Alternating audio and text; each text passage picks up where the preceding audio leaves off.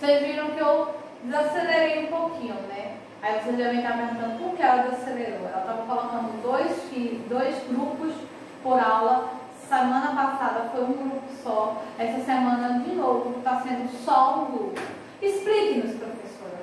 Fale. Vamos colocar a corda no seu pescoço para a senhora dizer. Simples. Muito simples. Primeiro, porque a gente já conversou e a gente viu que era mais fácil dar uma desacelerada.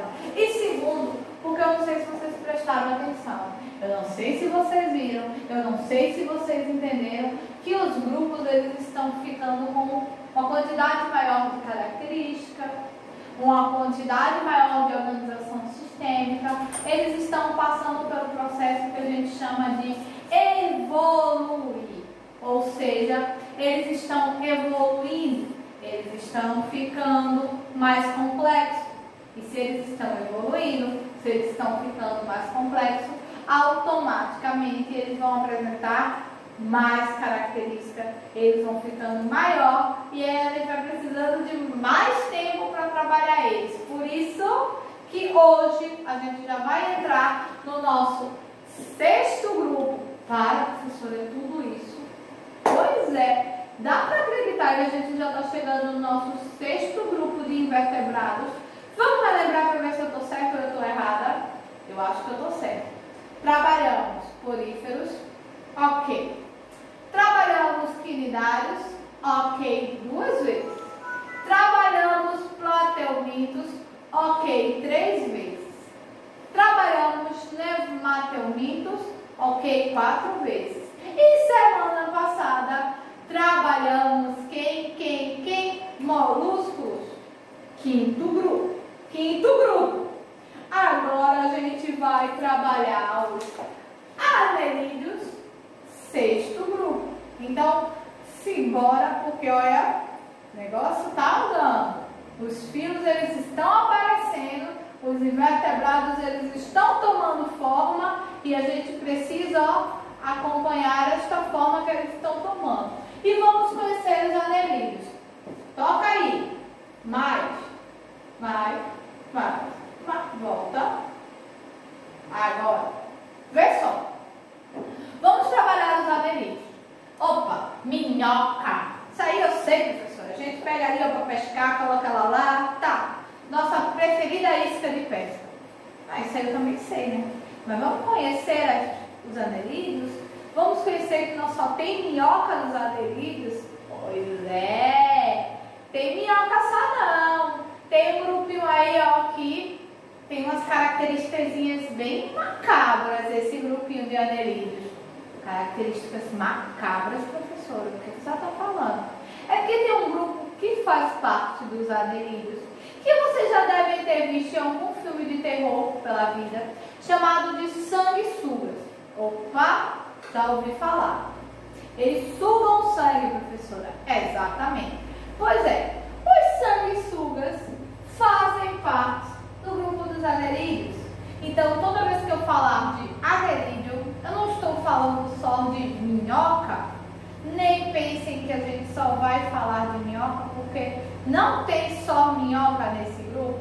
Vamos conhecer, vamos vê-los. Olha eles aqui, ó, os sanguessugas. E estão vendo que não tem só a minhoquinha, não.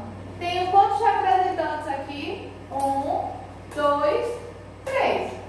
Então, além da minhoca, além do sanguessuga, tem um serzinho aqui que eu não sei quem é. Vamos descobrir? Vamos sim, mas antes, vamos dar uma olhada aqui em algumas coisinhas levantadas sobre os anerídeos.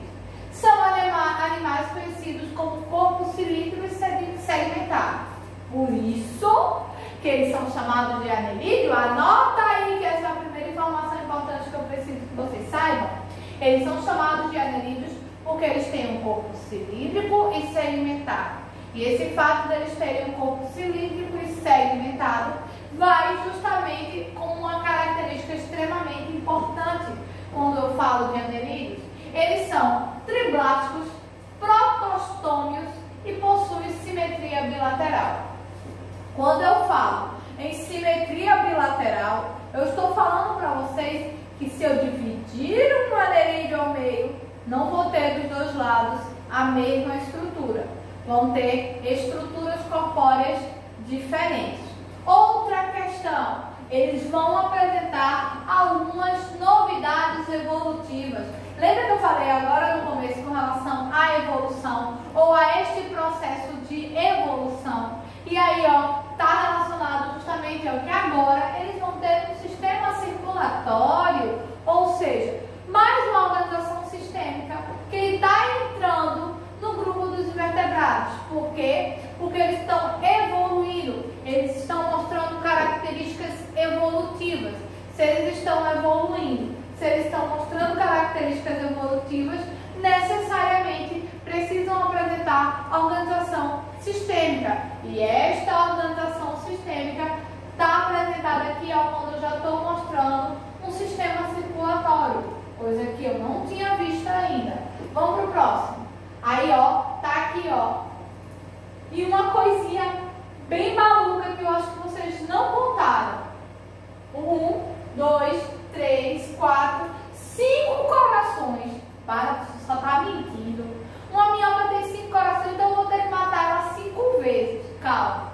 Eles têm uma estrutura lateral, que são como se fossem corações. E aí esta estrutura lateral se apresenta 1, 2, 3, 4, 5.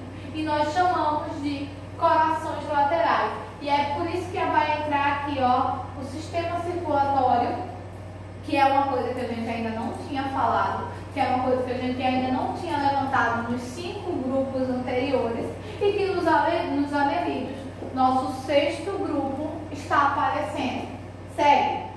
Aqui, ó, vai apresentar um sangue constituído por hemoglobina, proteína responsável pelo transporte de oxigênio, ou seja, ele vai apresentar um sangue com características de presença de oxigênio que vai auxiliar no processo de respiração celular, ou seja, na respiração das células.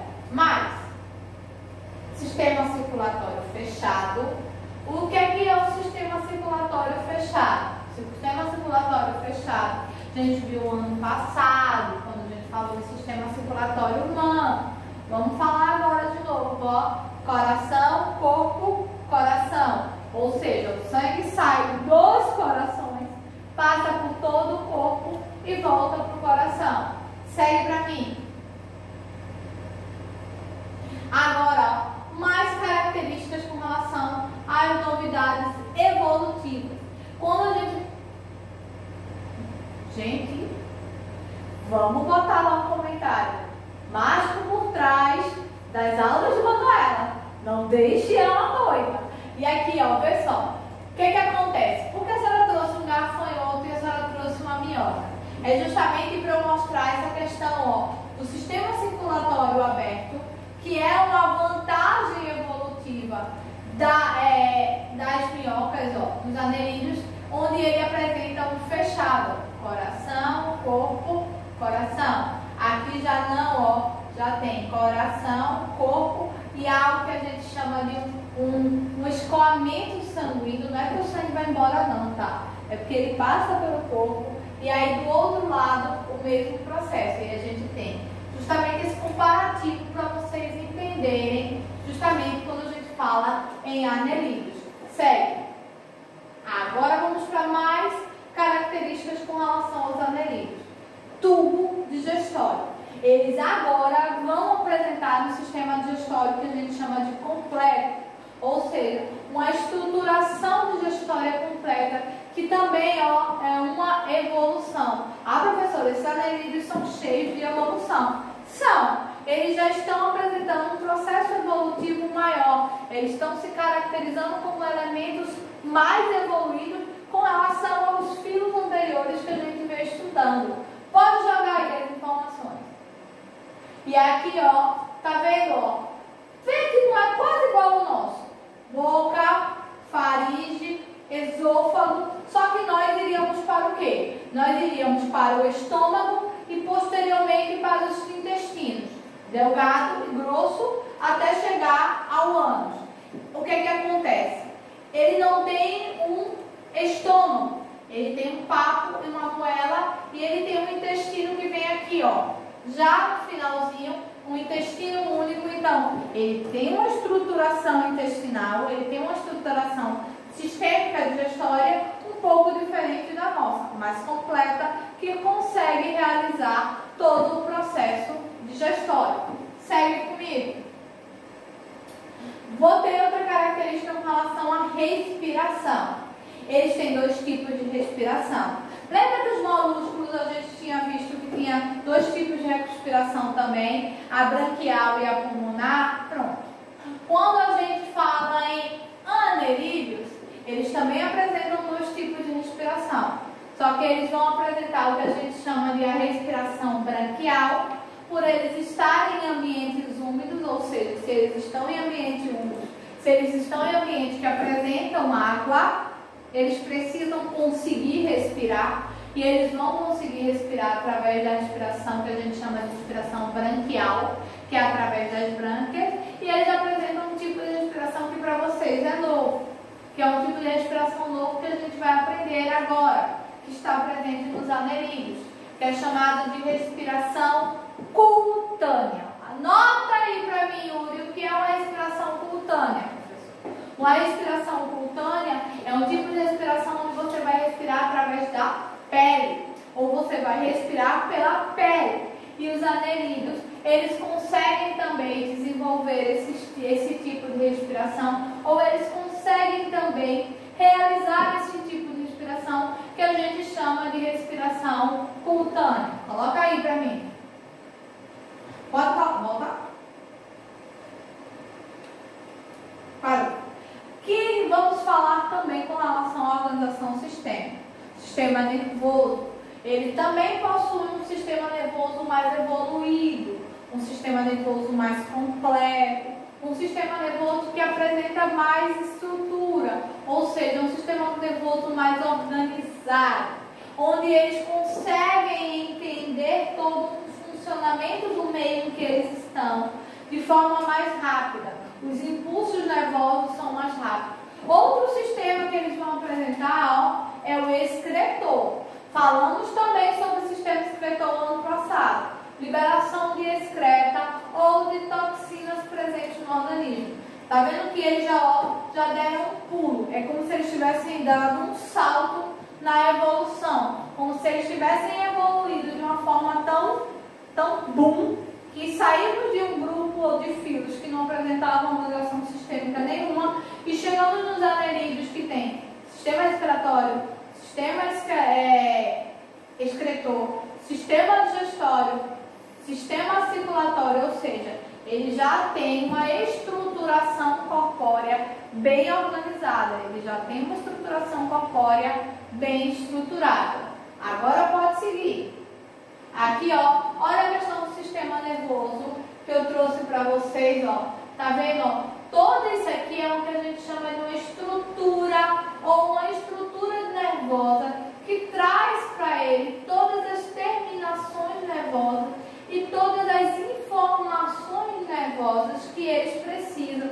Ou então você consegue entender que há uma estruturação maior, há uma complexidade anatômica maior quando a gente fala com relação aos anerídeos, ou seja, eles são anatomicamente mais complexos, já que eles apresentam uma organização sistêmica mais estruturada. Vamos embora.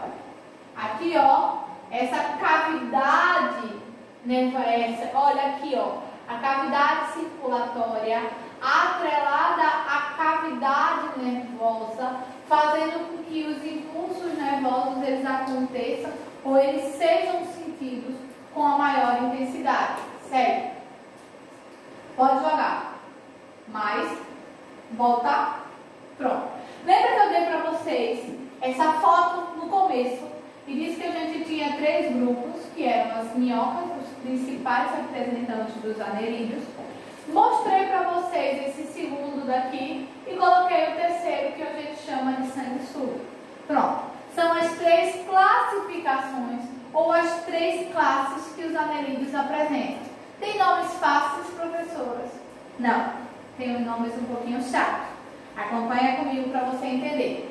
As minhocas, que a gente poderia simplesmente chamar de minhocas, seria tão simples tão fácil. Não são só minhocas, são conhecidas como oligoquetas.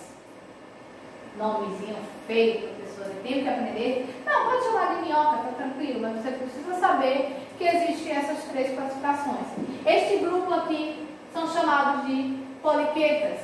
E as nossas sanguessugas são chamadas de iurudíneos. Eita, que esse foi pior. Pronto. São as três classificações: oligoquetas, poliquetas e iurudíneos. São as três classificações que os anerídeos eles apresentam. Vamos ver cada uma para você poder acompanhar e identificar cada grupo, que aí você já vai começar a associar. E esses nomes que aparentemente são tão esquisitos, não vão ficar tão esquisitos para vocês. Vamos lá.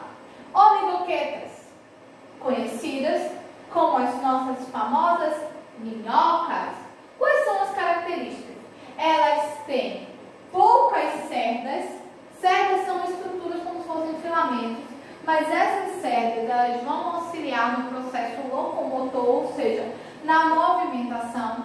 Elas vão viver em água doce ou em ambientes úmidos. Elas vão ter um corpo revestido do muco, que é como se fosse aquela... A minhoca não é meio pegajosa, meio molhada, isso é como se fosse um muco que auxilia na sua locomoção. Elas são com movimentos bem reduzidos, elas não se locomovem com grande facilidade.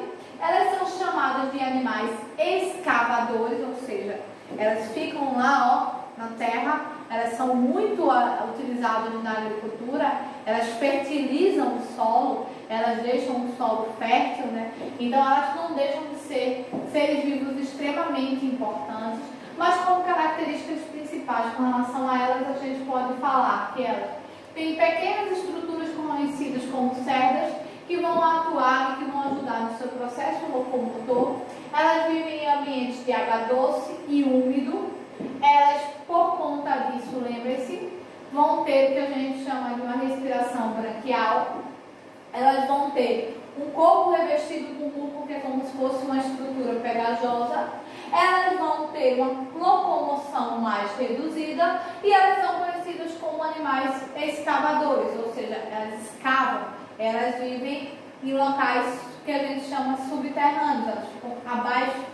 E aí, depois das oligoquetas, a gente vai para algumas coisas aqui, ó, com relação à agricultura que eu falei para vocês, que elas vão fertilizar ou elas vão adubar o solo, deixar o solo fértil, e elas são muito utilizadas nesse processo. A gente sabe que o solo está bom se tiver muita minhoca. Isso aí, nosso professor de geografia, Rubens. Se vocês forem espertos, vocês vão entender porque eu falei o nome de Rubens. Fica a dica daquela pergunta que vocês tanto me fazem. E aí, ó, com relação às minhocas, a gente tem que lembrar e fazer esse link dela para a agricultura. Seguindo, aí outras questões com relação às minhocas. Como é que é a reprodução? Eu trouxe um esquema reprodutivo que eu quero que vocês acompanhem para vocês entenderem. Aqui é como ocorre a reprodução das minhocas. Elas se ligam e aí elas fazem a troca entre o espermatozoide e o óvulo nesse desenvolvimento, nesse processo de fecundação. E a minhoca tem sexo, macho e fêmea? Não, não é que tem minhoca macho e minhoca fêmea. Elas têm os dois sexos no mesmo indivíduo. Elas são o que a gente chama de hermafroditas, ó. Tá aqui, ó. São organismos hermafroditas. Elas tanto vão ter o sexo masculino como o sexo feminino. Por elas apresentarem os dois sexos, elas fazem justamente essa ligação, e um indivíduo faz a liberação do óvulo e o outro indivíduo faz a liberação do espermatozoide. E assim eles fazem um processo de fecundação que eu trouxe para vocês. Segue comigo. Aqui falando um pouco mais sobre esse processo de reprodução, como ocorre, como vai ocorrer a colocação dos ovos na terra para esse processo de fecundação. E aí vamos. Aqui, ó, pronto, acompanha. Aqui é um esquema reprodutivo. Vocês vão ver a mesma imagem e conforme vai passando, a gente vai ver as etapas acontecendo. A primeira, ó, são as minhocas se copulando, realizando a cópula e fazendo a troca dos espermatozoide e do óvulo. E aí depois pode passar. Aqui vai ocorrer a inseminação, ou seja, cada minhoca ela vai ser inseminada, ela vai ter um óvulo e um espermatozoide que vão ser gerados e que vão dar o processo de fecundação sério. E aqui, tá vendo, quando ocorre a fecundação, aí vai ter a formação do que a gente chama de um casulo, é onde vai ocorrer a liberação do óvulo, ou seja, o óvulo ele vai ser fecundado e liberado. E aí vamos. Aí depois, esse casulo ele vai se desligar dessa minhoca, ou seja, vai soltar dessa minhoca, vai se desprender dela e vem comigo. E aí aqui, ele vai ficar de forma externa, justamente com os ovos, já fecundados, os ovos já prontos para o seu desenvolvimento e finalizando com minhoquinhas jovens. Acompanha novamente, a cópula, liberação do espermatozoide e do óvulo, que vai seguir para que haja a fecundação e formação de como se fosse uma bolsa. Posterior, ela vai começar a se desprender. E aí aqui, ela vai totalmente se desprender do corpo da minhoca e dar origem a minhoquinhas. E aí nós temos o processo de reprodução desses anelídeos chamados de quê? Espero que vocês escrevam. Oligoquetas, poliquetas ou irudinos? Quero a resposta. Vamos para o próximo.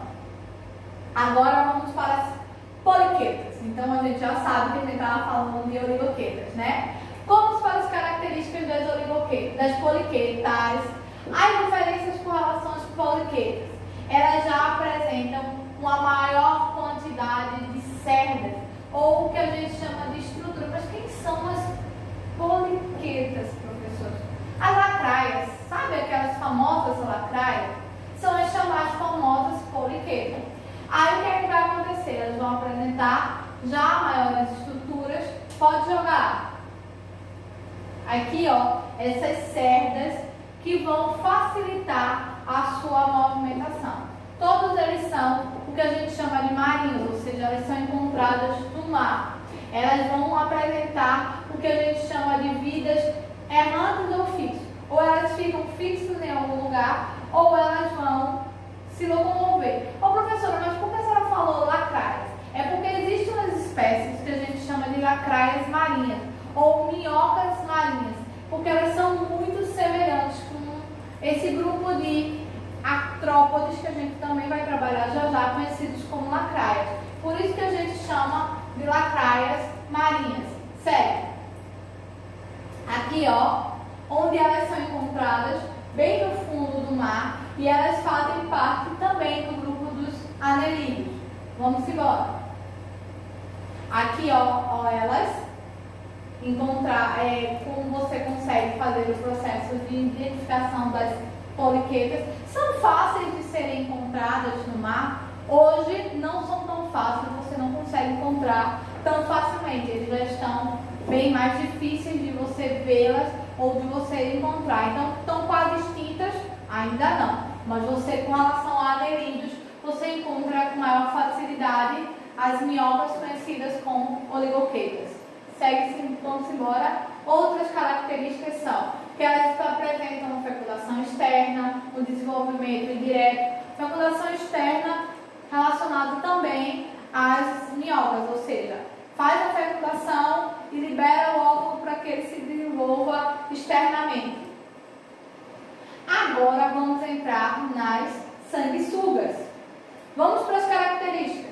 Elas não possuem cerdas e são popularmente conhecidas como sanguessugas. E lhe digo mais, na antiguidade elas foram muito utilizadas na medicina. Hoje mais não. Mas as sanguessugas foram elementos extremamente importantes na medicina, mas também não só para o lado bom, mas também para o lado ruim. Quando queria se assassinar uma pessoa e não deixar rastros, colocava-se várias sanguessugas, ela sugava o sangue e a pessoa morria por causa da falta de sangue. por causa da hemorragia que era causada. Hoje as sanguessugas elas não fazem mais parte da medicina, elas são utilizadas raramente em medicinas milenares, como por exemplo a chinesa, asiáticas, que ainda seguem esses conceitos, mas hoje aqui, no nosso ocidente, as sanguessugas elas não... É ocidente? Oriente é pra lá, é ocidente. Ocidente, recebi um balançado de cabeça, então eu tô certa. Então, aqui a gente não usa mais elas como elementos na medicina, mas elas já foram muito utilizadas. Por quê? O nome sanguessugas vocês já entenderam, porque elas sugam sangue. E o que é que acontece? A região onde elas estão sugando o sangue, ela fica adormecida. Então, o que é que se fazia? As sanguessugas eram utilizadas em cirurgia, para que aquela região ficasse como se fosse anestesiada. Só que, se você não tomasse o cuidado, ela ia sugar muito o sangue. E aí a paciente poderia vir a morrer. Então, começaram a se retirar elas desse processo e modernizar, claro. Mas hoje a gente ainda conhece a sanguessuga como os animais que sugam o sangue e que são animais presentes no filo Annelida. Segue? Olha ela lá, ó, fazendo esse processo. Então, o que acontece? Essa região fica dormente. E aí, o que se fazia? Colocava a sanguessuga para sugar o sangue, retirava ela. E essa região adormecida poderia ser manuseada com bisturi, cortada, que não iria se sentir, porque não se tinha anestesia na época. Então, essa era a forma de anestesiar. E tá vendo que ela está inchadinha? Por quê? Porque ela está sugando o sangue. Isso aqui é o sangue que ela sugou. Entenderam porque era perigoso muitas sanguessugas no processo? Porque ela poderia sugar muito sangue. Vamos. Aqui, ó. Como eu falei, ainda existem culturas que usam. Nossa cultura não usa. Mas ainda existe cultura que usa sanguessuga em muitos tratamentos, em muitas formas medicinais. Pode seguir? Olha elas aí. Não queria entrar em contato com ela. Se eu fosse vocês, eu também não queria, não. Mas vamos. Ó, sabia que isso aqui, você deve estar perguntando, essa mulher é louca. Mas sabe por quê? Porque as sanguessugas são utilizadas em muitos procedimentos estéticos. Por incrível que pareça, existem muitos procedimentos estéticos que são feitos com sanguessuga. Aqui não, mas lá fora existem muitos que usam a sanguessuga como forma de procedimento estético.